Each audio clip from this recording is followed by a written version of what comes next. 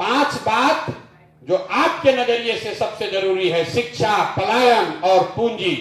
लेकिन इसके साथ साथ जब सब साथी हम लोग बैठे तो ये तय हुआ कि नहीं, इसके अलावा जो दलित समाज के अपनी चिंता है उनके लिए जनसुराज क्या करेगा, वो पर्चा भी आपको अभी 10 दिन में मिलेगा जब आप संवाद चालू करेंगे।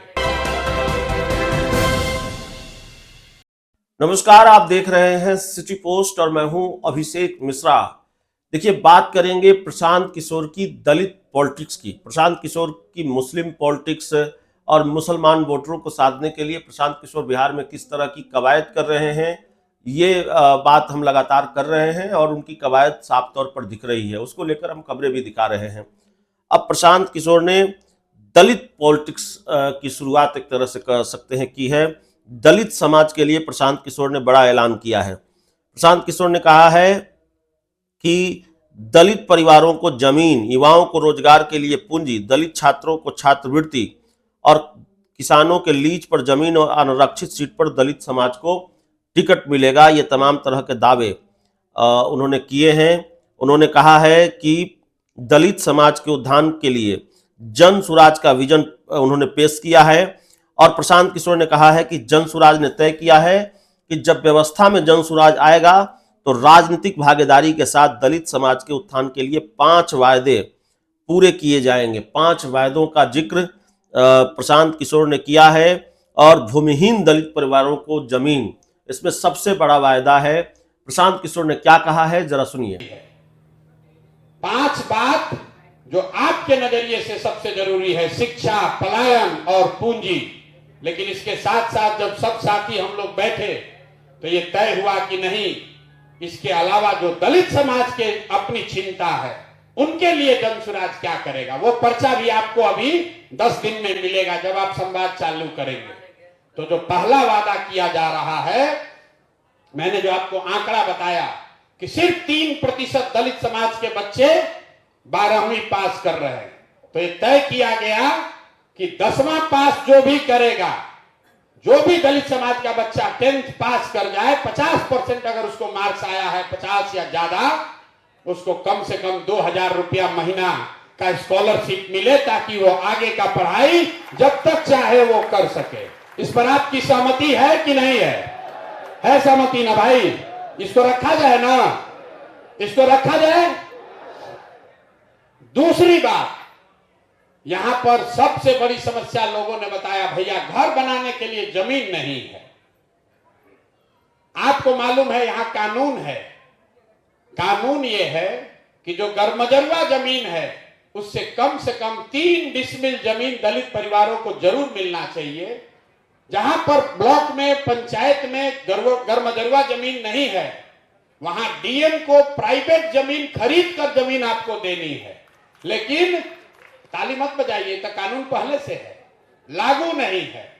तो जन सुराज में हम लोग ये वादा कर रहे हैं और आप ये मैसेज लेकर जाइएगा कि अगले 3 वर्ष में जब जन सुराज की ये व्यवस्था बनेगी तो 100% जितने 50 लाख दलित परिवार हैं भूमिहीन, जो जमीन के बगैर इंदिरा आवास योजना का लाभ भी नहीं उठा पा रहे हैं, उनको 3 डिसमिल जमीन अभियान चलाकर, चाहे सरकार को खरीद के देना पड़े, हर परिवार को 3 डिसमिल जमीन जरूर दे दिया जाएगा।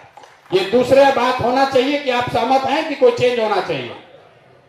तीसरी बात जो कही गई कि जो हम लोग गांव में देखे, ये मेरा अनुभव है, कुछ लोग उससे सहमत हैं, कुछ लोग नहीं सहमत हैं, आपकी राय जानना चाहते हैं।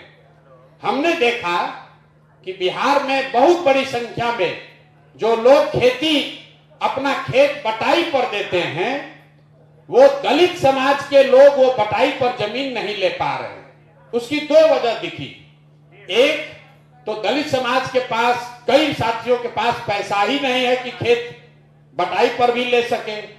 और दूसरा ये दिखा कि कई जगहों पर लोग दलित समाज के साथियों को इसलिए जमीन नहीं देते हैं कि डरता है कि अगर दलित समाज के लोगों को जमीन पट्टा पर देंगे, बटाई पर देंगे तो कब्जा कर लेगा।